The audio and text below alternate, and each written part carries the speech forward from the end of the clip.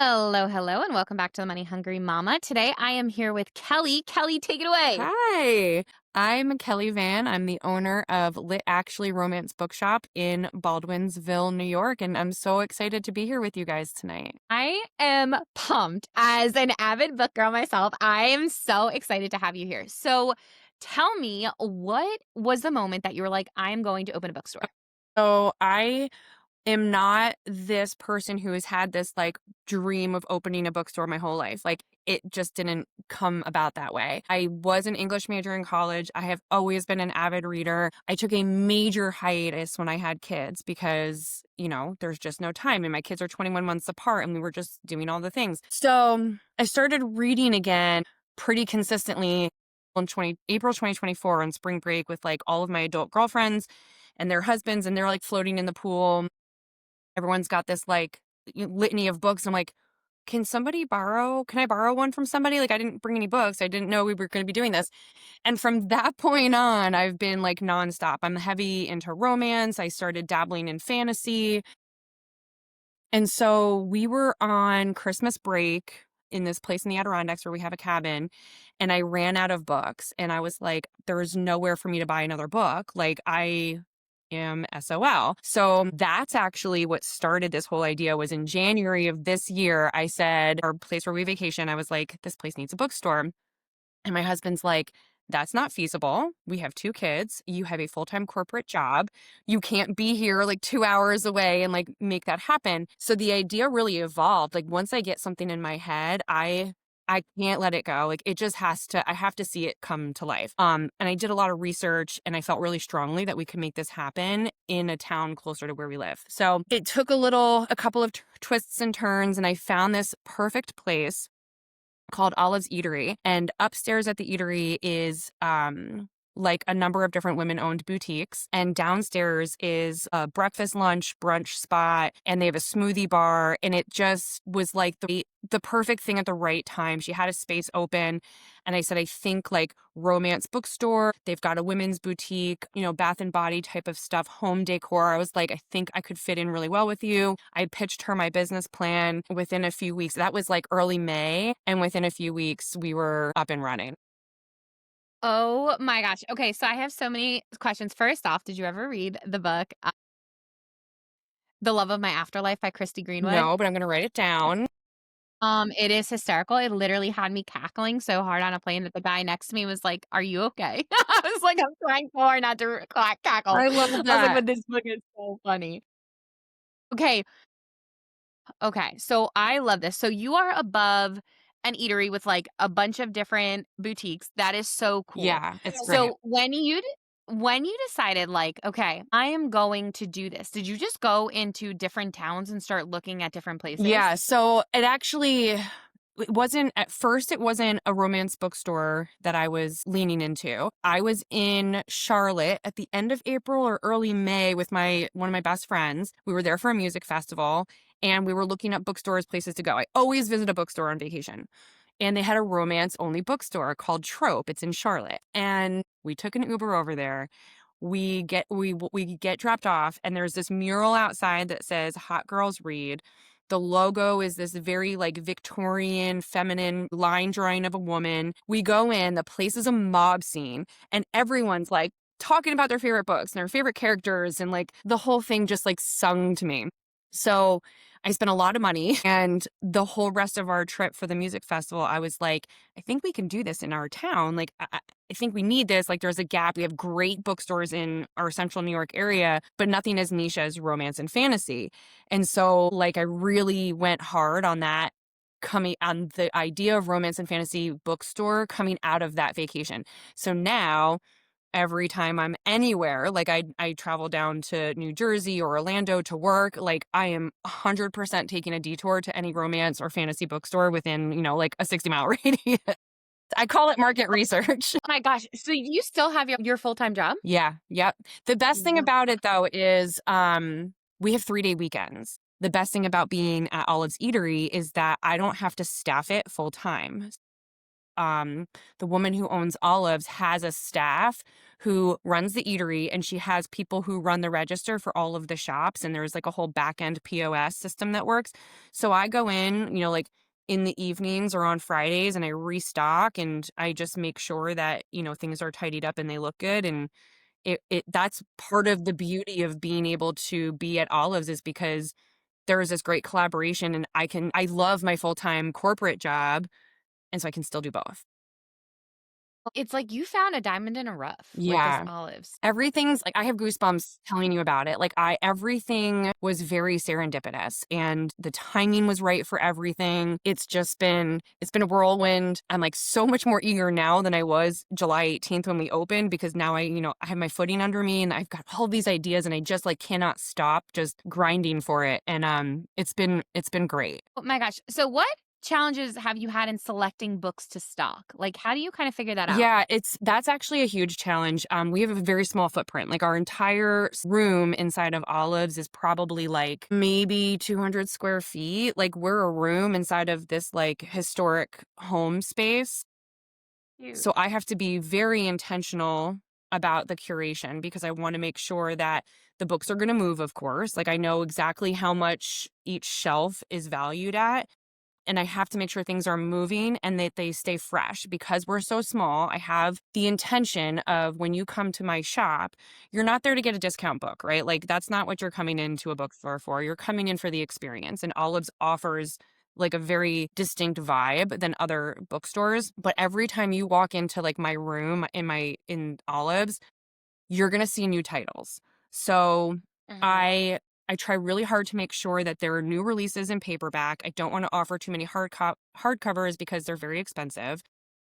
Mhm. I want to make sure they've got good Goodreads scores. If they don't have a good Goodreads score, I want them to be a little divisive. So I just finished reading the Kiss of the Basilisk. It doesn't have great scores, but like, people love it or they hate it. So I'm like, I'm gonna Oh put it my in the gosh. store. It was in there for maybe 5 days. All 5 copies were gone. Wow. And I'm also trying to make sure that I'm representing different types of authors and different types of characters. So I and local authors as well. So like, there's a lot to consider, and I'm learning as I go. So there are some things Yeah. that just don't move, and I'm like, okay, I really thought that was going to be a hit. Like ACOTAR, A Court of Thorns and Roses. No I haven't way. sold like a single ACOTAR book, and I'm like, I think it's because everyone's already read that, who are the people who are visiting my store. So I'm Oh. like, okay, I have all these extra books. What am I going to do with them? So like, learning as we go.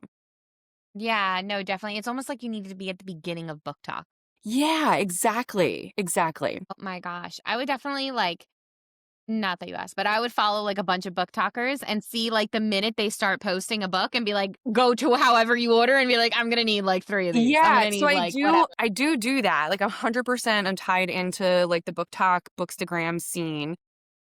There's also an amazing resource of romance bookstore owners. There's a Discord for bookshop owners who are. That's Yeah, amazing. it's so great, and it's a really, supportive community where, you ask a question, they give you their experience and their ideas and, recommendations how to make it easier, and we were sharing, like, you know best sellers for this shop versus that. And so, you do the research, but it's also, you do have to stay tied in to like the scene as much as possible. So I spend a lot of my time after the kids go to bed.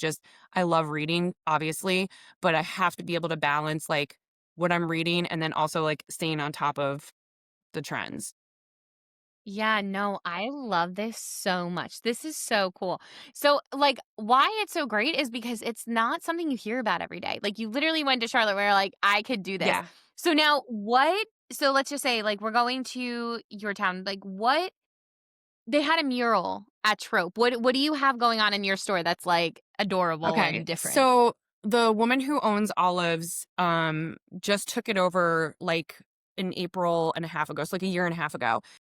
And she's doing a lot of things to like create a space that's warm and inviting. And so when I had originally pitched her with this idea, I showed her some of my like inspiration and like things of how I had wanted to see it come to life. And she was like, we can make this happen. So she renovated the whole space, brought in like really beautiful vinyl flooring, put in these really cool drop ceiling things that made it very romantic, and a chandelier. Like, it just all fit the same vibe. So when you go when you walk into Olives, it's very much like whimsical secret garden. There's trellises with like the hanging camping lights. There's wrought iron furniture. There's like hanging chandeliers outside. And you come in, and right to the right is a huge mural of a woman like eating an olive. She just had it finished painted. So it kind of like draws you in to go upstairs. And we're the first room at the top of the stairs. So right away, you see like halfway up the stairs, you see these books, these colorful, Love it. titles. And I have a whole wall of blind dates with a book. So that like right away, you're like, okay, what's going on in here? If you weren't there to go shopping for a book or like some of our smutty merch, you're immediately drawn into the space. It's a very much like a space in your house that you would want to go and like read a book. I don't want to call it a book nook because it's like it's not, it's small, but it's Yeah. very warm and inviting and romantic. And yeah, it's a great vibe. Love it. Okay, so, like, so you have the books wrapped and, like, they could just pick one and be like, "Okay, like, this is what I'm gonna read tonight?" Yeah, and you'd be surprised at how many blind dates I sell. I mean, I'm not a blind date with a book kind of person. I like knowing what I'm picking up. I kind of like have an Yeah. idea of like what I want to read next or where my mood is going to be, but I wrap them based on like season. So right now they're all wrapped in either black or like brown paper. Trying to see if I have one nearby. I don't. They're out on the kitchen table. Brown paper with like skeletons and pumpkins and witchy things. Dude. And I put a bunch of little extras in there, tabs for people who like to annotate their books, and like a spooky bookmark, pumpkin chai tea bag. Like everything's very on theme. And as I had mentioned earlier, you come into the store, I want you to see something different every time you come in. Same thing with the blind dates. Like they're going to be wrapped slightly differently. They move so fast that there's so many options, and they're not just romance books either in the blind date. Some of them are psychological thrillers. Some of them are fantasy. Some are historical fiction. Some are just like general fiction. So like you really are surprised when you pick out the That blind is date. Yeah. cool. That is cool, and I love that, like, I was thinking in my head, I'm like, "Oh, how cute would it be if she put, like, a tea packet in there?" And, like, you're like, "Oh, I put pumpkin chai." And I'm like, "Oh Yeah. my gosh, it's just, Yeah. like, everything." Yeah. And It's really no cool. wonder why they move because it's the element of, like, a gift to yourself too. It's Yes. like you're buying yourself a nice little gift that you don't know what it Right. is. I Exactly. love it. And I find a lot of people are buying them too for friends. So I Yeah. just started offering, because they've been such a hit, and that was a surprise to me. Like you can do so much research and, comparison and talking and networking with other bookstore owners, but yours is going to be unique in its own way, and your shoppers are going to Oh, shop yeah. differently at your store than they would, the general bookstore around the corner. But one of the things that I just started offering was because Olives does a lot of like baby showers and bridal showers, and they have this like really, like I said, whimsical, cute space. I've started offering blind dates as gifts for showers. So like if you're having your bridal shower there, like the theme is love, right? Happily ever after. I'll do like blind dates and I'll wrap them according to whatever your theme is for the shower. And so I we're love gonna try out it. that for a little bit and see if it takes off. That's Yeah. awesome. I love that idea, and I think it's so cute because they're not just getting a book, they're getting, like, the theme, like, every single month could be different themes, so that's, Yeah. like, fantastic for you because the same person can come in every single month and 100%. know they're getting a different drink, a different whatever. Yep, exactly. Yep. So, now when officially did you open up? July 18th was our grand opening event at Olives. We had kind of a soft launch pop-up at a different location 2 weeks before that. And the pop-up that we had, the soft launch, was like so successful. I was like, okay, this is gonna be really good. And then July 18th, we had our official like grand opening at Olives, and that was wild. I tried to mentally prepare myself for there could be 5 people that show up today. Yeah. And there was a lot more than that. I had also my day job is marketing and communications, and I've been doing that for over 2 decades now. Amazing. So, like, I kind of, like, know what the sweet spots are. I know how to lean in on public relations and social media, and so, I did a lot of that leading up to our opening, and the momentum has not stopped. That's incredible, and that actually leads me to my next question. What has been your most successful marketing tip with your bookstore? So, social media is huge, content creation is huge.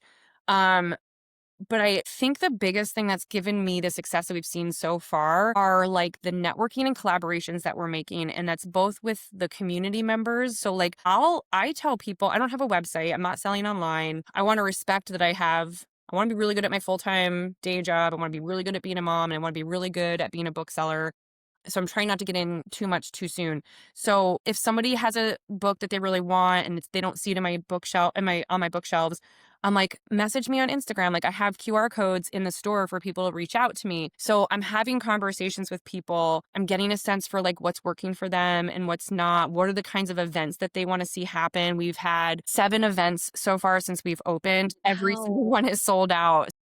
I'm really finding that engaging with the community as best as I can on an online presence has been really important. And then also, there's like a pop up component. Like tomorrow, we're doing a book launch for Tourist Season by Bryn Weaver, and we're doing the pop up at a different location. And it's a Tuesday night. Like I've got 10 Tourist Season books to sell, and I've got like 30 people who have said they're coming. I'm like, okay. So it's bringing the events to where people already are and like meeting them in Mhm. their spaces so that they're not always coming to Olive. So like doing a little bit of diversity. We're also doing the very first ever hockey romance night for like any professional hockey team. And we're doing that on November 15th. So like finding these collaborations and these windows Mm. to meet people where they are and to give them another reason to experience the romance genre if they're not already into.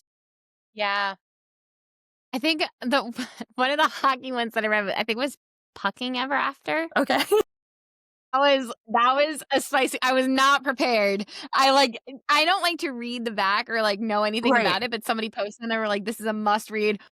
Oh my gosh, the Yeah. spice level, guys, and I was not prepared. So this is me warning you if you go read it, like, you d it's not what you The think. whole hockey romance genre is very spicy. And what I love what these authors are doing is they're exploring and diving in now to like LGBTQ relationships or like age gap differences, surprise pregnancies. Like it's not just your standard happily ever after. Multiple It is. Yeah, polygamous. there are layers to hockey romance. And so what I like to Crazy. I'm like, "Oh my god." yeah. So what I like to say is that, this collaboration with the Syracuse Crunch AHL hockey team is, and I don't want to like, I'm going to say this, but I'm saying it a little bit in jest, but I really do think that there's something to it. But like what Taylor Swift has done for the NFL by bringing more women into the sports fandom, I think things like Romance Hockey Night can do that for other sports, like so you've got a traditionally heavy male demographic going to these hockey games. Well, now you can engage the wives and the girlfriends or the fiancés, whatever, create a reason for them to, want to be there and learn more about the sport. Those books definitely make you interested, for sure. You know, I get the whole, I respect Taylor Swift as a businesswoman 100%, but let me tell you right now, those books would definitely bring women in just because if they think for a second any man on the hockey team is like that, Yep. those are Yeah, intense. for sure. I love that Yeah, idea. yeah. We've got a few hockey romance authors who are coming to the event as well. So we'll be doing like author That's signings so and meet cool. and greet, and then like a ceremonial puck drop with the authors. And then after the event, the VIP ticket holders will be able to go onto the ice and do photos with the authors and one of the hockey players. So like we're making this, it's a whole vibe. It's awesome. My gosh, what an incredible idea. You can definitely tell that you have been in PR. Yeah. That is an incredible idea. Yeah, it's really fun. I can't take all the credit for it, but like the Crunch marketing team has been very much engaged and like excited about it. So it helps when the pitch is not a hard sell, It's like Yeah. everyone's in the same canoe and rowing toward the same goal. No, 100%. Now, where do you hope to see yourself in a year from now? In 1 year from now, I need to embrace the success that we're having. If we're in the same space that we're in today, awesome. I would love to be expanded into a secondary location. I have this idea of wanting my own brick and mortar space, and it's got a lot of different legs to it. And I've been having conversations. Logistically, there are some things I would have to figure out, but like if we are in the exact same space and finding success the way that we're seeing today, I will be so happy. But I also have a little bit of these aspirations of I think we can go bigger. Oh my gosh. You always need that like crazy dream goal that keeps you kind of going to be like, yes, this is going to take off the way that I want it to. Yeah, yeah, and if you don't have that, then, like, what are you driving toward, right? So, like, I can keep doing the status quo and, like, doing a couple events a month and embracing the relationships and collaborations that we have today, but, like, I'm never one to feel settled. We're just gonna keep growing and trucking along. I love it. Now, what's another event that you have coming up? So I'm participating. This is something that's been going on for I think 15 years. It's called Au Chocolat. It's a shopping event in the town that we're located, Baldwinsville, New York. And it's basically like a passport night. So everyone goes, they get a passport for all the different shops that are participating, and you kind of do this like walking tour. So you like have wine and chocolate and you shop. And so we're gonna lean into that. I think the romance bookstore is like a really great fit for that. But we've done 2 painted edge parties, which is like a big thing right now. So, like, books that have, like, the sprayed edges and it's making, like, more deluxe editions. We have a woman in town who actually does workshops on how to paint the edges of your books. So we've done 2 of those already. We've got more on the calendar. We're doing a book bedazzle night. We're gonna have what are some other things? We're doing, like, the holiday markets and stuff. So, the romance hockey night with the Syracuse Crunch is the big, big one that we're really looking forward to, but I think, we're just gonna keep ideating, and if we can come up with some more fun activities, keeping it fresh, I think, is what's gonna keep people interested in coming back. No, 100%. And I feel like, you're just at the beginning with so many incredible ideas right off the bat. And I feel like, honestly, let's call a spade with Book Talk right now being as crazy responsive as it is to Um, romance books. I definitely think that's also going to be something that's going to really help yeah. you and your bookstore for Yeah, sure. definitely. I mean, romance is the leading genre of all publishing sales today. Always. And it's been growing consistently for the past at least 4 years. So, um, you know, I don't see any reason why that would slow down. I mean, there's more authors, there's more storylines, there's more series coming out, like books on books on books. So, and women are, and not just women, but major women demographic are just hungry for it, right? Yeah, They want the departure from their day to day. They want the escape. They want that, you know, 100%. positivity or the smut, like some of the ones that I you have to like I don't know about you, but like I go from reading something that's like super dark romance, diabolical, and now I'm Mhm. like I I don't know how I got through that, but we're going to read a very cozy fall like pumpkin spice and everything nice, and we're gonna zip through that. It's like the palate cleanser, and I Mhm. like go through and it just there's so much to read, so I don't see it slowing down at all. No, there is. My problem is I can't put it downer. So like I need to know. So like my husband literally gets in these after, it could be like a couple months in a row where I'm just going nuts. He's like, "You got to stop. Like you're getting Yeah, like blue eyes, you're red." He's like, "You don't go to sleep like a normal person." He's like, "You physically can't read. It's not appropriate." And right. I'm like, "Okay." Yeah. So I have to take, like, breaks. So it's been about I'm not even kidding, I think the last one I ended at 4 a.m., and I have little, so I had to get up at 6. And he's like, "We need to take, like, at least a month detox, like, no more. He's like, We "We gotta need to catch up." let's have a little talk about your reading Yeah, we need situation." a reading intervention, all right?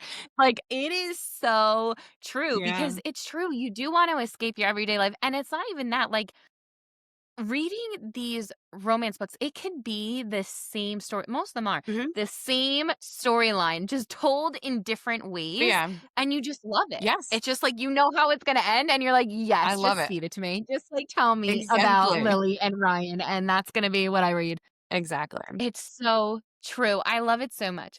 Now, when it comes to your bookshop, what else can people find in there? So we have a lot of very smutty, very spicy, bookish merchandise. And so I don't know if I can say it on here. Go ahead. It's Okay, okay. there's cock marks. They are bookmarks shaped in a cock, and she is brilliant. I mean, those they are such a hit, and if for nothing else that they're just like talking points, right? Like they're talking pieces. Yeah. The she That's just hysterical. I just put in the store I got last week. I had ordered her Halloweeners line, and there's a booner with a boner, so like a ghost with a boner. So like things like that, totally not suitable for work, inappropriate, but people love them. So Oh my we god. have the cock marks, and then we have like apparel. So we have a shirt that says like resting book face and in my book era. Reading is my Cute. favorite sport. We've got these awesome corduroy hats that just came in for the fall that says one more chapter. So everything and Cute. anything book related. Some things are like heavy on the smut side. Some are just like, warm, cozy fall, summer type merchandise. So we've got a little bit of everything. I don't recommend children pop into our store. So that was a conversation that we had when I started to open. I said, are you going to be okay, to the woman who owns Olives? I said, are you going to be okay with me having these cock marks in here and, things of that nature? And she was like, yeah, why not? Let's try it out. So we did, and they're flying off the shelves. And so we stock those heavily. But yeah, I think, I'm also still learning which merchandise are fan favorites. Like for whatever Mhm. reason, book totes are not selling in my store. So they just don't sell. But, Yeah. I don't know why, but they don't. Keychains, I thought keychains were going to be a hit. They're not. We're just, figuring it out as we go and adjusting. Yeah, I also feel like book totes kind of don't serve as big of a purpose as they used to because of all of the shopping bags now that Yeah. we have, like, all those shopping bags. So it's like, if we have all those, like, why do we need a book tote, you Right, know? right, exactly. So, now the ones that I had ordered at the beginning, I use those for giveaways at like our book club events, or I'm bringing some stuff to the launch party tomorrow that I'll be giving away. So, yeah, we're learning as we go. And I'm trying not to be too hard on myself because I don't know what I don't know. I'm brand new at book selling, right? Like, and I just got this idea literally 9 months ago. And I did all the research, but there are just some things you just have to figure out on your own that like the numbers and the research and other like your part of your network can't tell you. Like your region is going to shop potentially in a different way than others does. So 100%. And for any mom that's, like, sitting on that diversity right now, like, wanting to start a business, what is one thing that you would tell her that she needs to do? like why wait? Like start doing the research, like it's so easy to be like, well, I don't have the time or it's not right or I don't have the capital, and like no one does. You like it's like you're just there's never going to be the right time, like it's like when you're thinking about starting a family, there's never the best time to get pregnant or to like have a kid. You just have to go and do it and you figure it out, and you're going to have wins and losses, and that's okay. It's part of the process. And I think that's true for anything in life. Like, you have to stumble a little bit in order to learn and grow from that. So I think my biggest piece of advice is like, what are you waiting for? Just start. Do little bits like research. If instead of scrolling Instagram, get online and do some investigation. Like, is there something in nearby? If you want to open a store of any sort, like what's the competitive market look like near you? Where would be the best spot to open it? What's your demographic? How would you talk to them? What's the merchandise you would bring in? Where do you get that merchandise? Like, what are the margins? There's a lot of legwork that goes into creating a successful foundation. There's, especially as a mom, there's never a good time to start something. So No. just pull the trigger and go, and give yourself grace along the way. No, it's so true. I love that you said that because I feel like I hear that all the time, especially like for friends that don't have kids yet. It's like, I'll do it when the time's right." When is that? Right. Because I would love to know when that could possibly be. Yeah, It's just, exactly. I don't think there is never a good time. Either you're tired or you're sick or something's going on at work, or, it just is a never ending thing. So I love that you're just like, just do it because it's so true. You don't, and, like, I always like to say, tomorrow's never promised, right? So it's Hmm. like, you might as well spend every single day with filling some sort of passion in your cup Right. that's gonna Right. make you really happy. 100%. There's so much of that happens in our day to day that's like, going through the motions and getting the kids lunches Mhm. and their homework and getting them out the door and then sitting down and answering your emails. Like those things all have to happen. And I personally am not one that's like, oh, when I retire, I'm going to open a bookstore. I'm like, no, I have the idea now. And like, while I've got this energy behind it, like, let's go and see if it's possible. Yeah, there's just not ever a good time to like pull the trigger on something. So just, it's easier said than done, I guess, but it is scary, but it's so worth it at the end. Like, I'm having so much fun with this. My kids, my husband, my in-laws, my parents, like everyone's invested in it now. And like, it's just so much fun. It's so gratifying to know that you can like pull something off like this. Yeah, and it's really fun, like, it's creative, it's cool to be able to pick out what books you want to come Yeah. in, it's cool to go get bookmarks that, like, your grandma would scream at, like, it's Yes. cool to get all these really fun things, like, Yeah. it's your own space, and it's your way of being creative because it's 100%. the way that you stack it, it's the way that you decorate, it's the way that you're wrapping and designing, and I Yes, think and the that that's content creation really around it, fun. right? Like, I am in PR and Yeah. marketing, like, I love that, and so, when I can do something for myself and, like, Mhm. get creative with the reel, and I don't have to, like, talk to my internal clients or, like, worry about, somebody, like, nixing a really fun idea, like, just I get to just do it, so, like, it's the Exactly. part of what I love doing as, like, my profession, it's like there are no rules, and I can, like, make it up, and I answer to myself. I love it. I am going to ask you one more question because you have now admitted that you're in PR and we have not had anybody yet. Yeah. What is a tip for a mom that wants to get her business out there when it comes to PR, something that she should do? Yeah, so social media is, like, the obvious, right? Mhm. And I guess that's not PR. So to better answer your question, yeah, I'm going to answer that question differently. So social media is like table stakes. You have to be on social. Like that's where people are today. But in terms of like PR, I think traditional PR, pitching your local news, pitching the radio station. We had an article run on our like local Syracuse.com and the lift I had from that interview and that video was insane. I'm like, okay, like traditional PR working its magic. We did a radio Yeah. interview with our morning drive time radio host, and she's a big reader. And so, like, pitch the local media. Like, it's a simple email. It's finding some sort of like reason how you can stand out amongst your competition locally.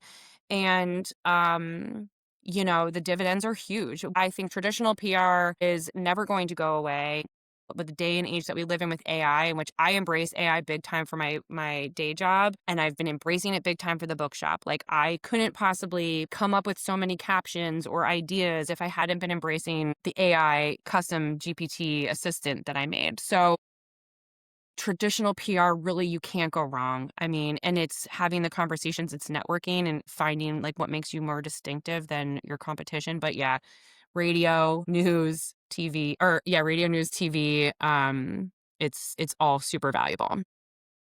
Yeah, I love that. I think it's like something that for those of us that haven't really had that anymore, it's cool to hear that it's still something, Yeah, right? Like even though maybe, I'm not listening to the local radio, but people are still listening to the yeah, local radio. a So hundred that's percent. really Yeah, cool. and I think if your business is local, like we're a bookshop, Yeah, like for sure. our whole market is local. We're not trying to sell Mhm. to people who live in Rochester an hour and 20 minutes away. We are central New York, Syracuse area, and people are still driving to work and they're listening to the morning radio show or they're watching the news before they head out the door in the morning or they're scrolling the online news site during their lunch break or something. Like those channels are still important and especially for a local business. So smart. So smart.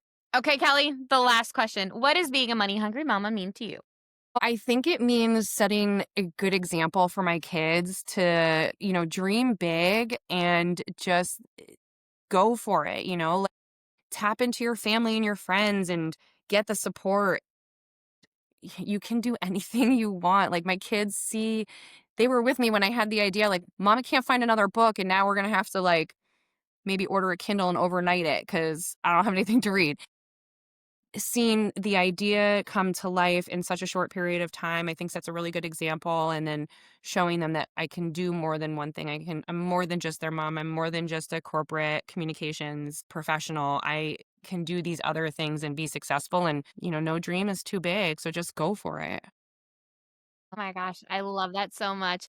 And Kelly, how can our listeners support you? Follow me on social media. I'm on Instagram, I'm on Facebook and TikTok. Like I said, we don't have a website, so because we're not selling online, but the following and then just engaging with me on social media. I love to hear from fans and viewers and stuff. So that's the best way. I love it. And what is your Instagram? It's at lit.actually, and my Facebook is at litactually, no period. Love it. Kelly, thank you so much for being on today. Thank you so much, Brittany. This was so much fun.